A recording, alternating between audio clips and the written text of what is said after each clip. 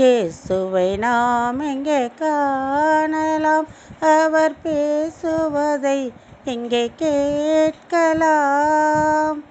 இயேசுவை நாம் எங்கே காணலாம்? ஓடுகின்ற அருவியெல்லாம் தேடி அலைந்தேனே, ஆடுகின்ற அலைக்கடலில் நாடி அயர்ந்தேனே, தேடி வரும் என் எதிரே தெய்வத்தை காணேனே, பாடுபடும் ஏழை நான் அழுது வாடினேனே. இயேசுவை நாம் எங்கே காணலாம்?